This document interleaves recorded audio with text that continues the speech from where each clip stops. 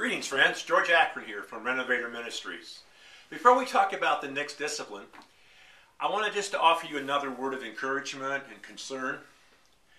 Though we get a lot of hits every single month at Renovator Ministries, and I've noticed this on other blogs as well that deal with spiritual practices or spiritual disciplines or spiritual formation in general, the comments are really not that much, which shows me that I'm a great concern about the fact that says to me maybe that's not the experience that the people that are reading the blogs have.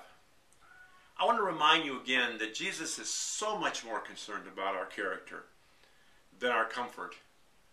And I wonder sometimes if we're not more concerned about our comfort than we are our character.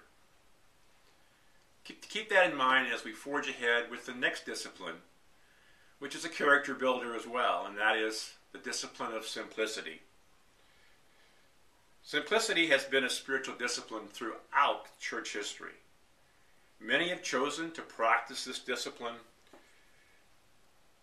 that frees themselves from the gluttony of having stuff, which just causes a lot of stress and a lot of disillusionment in life. But you need to know you engage in the discipline of simplicity for the sake of Christ. This is a discipline that is driven entirely by the Trinitarian presence of God in your life, saying to you, it's time to open up the hands, to not hang on so tight in the things that you have, and to not value materialism as much as you may be having. There's no ego in this discipline, as with any discipline. But this one you can easily falsely get involved with and thinking that it's simplicity when it's maybe mostly just your ego. And there's three traps that I want to identify for you right now. One is not having the resources, just not having the money to have a lot of stuff. Not having the money to have the latest 3G cell phone or the latest iTouch. So you don't have it, and you might say like, well, yeah, I don't need that stuff. I'm not into that stuff. When inside, covertly, you really are desiring it, but you just don't have the money. A second one is the Romans 14 issue of being a stumbling block to people in your fellowship or in your small group. Again, inside, you'd love to have the thing, You love to have the latest gadget. But, you're thinking, well, in my fellowship or in my small group, what will they think of me, So I think I'm going to just pass on that. But then boast about the fact that, I don't need that, I don't want that. Then lastly, you look around the world and you realize that the way we live in this country is an aberration. Anybody that's been on a mission trip or a third world trip knows that. And because of the way that other people of the world have to live, that I'm going to deny myself and live with less, which is totally commendable. Please don't stop doing that. Just don't feel that you are doing simplicity for the sake of Christ. It's you, and that's fine. That's wonderful. Simplicity is totally driven by the Trinitarian presence of God in our life. So how do we get to a place where we want to live like this?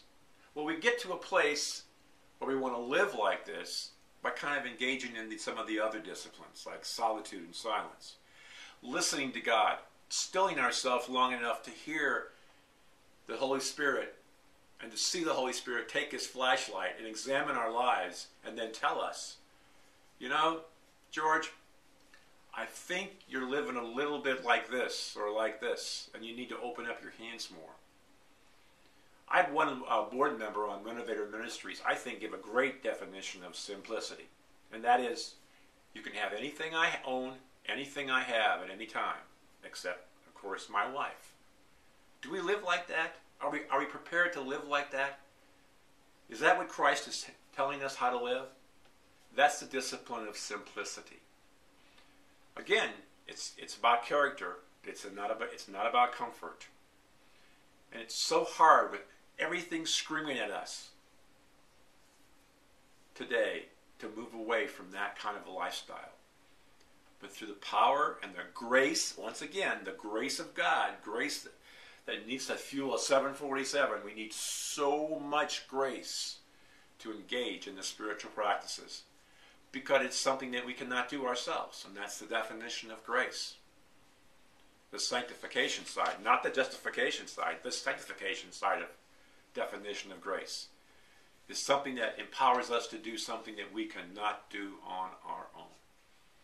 So until next time, my friend, abide deeply with Christ in the discipline of simplicity.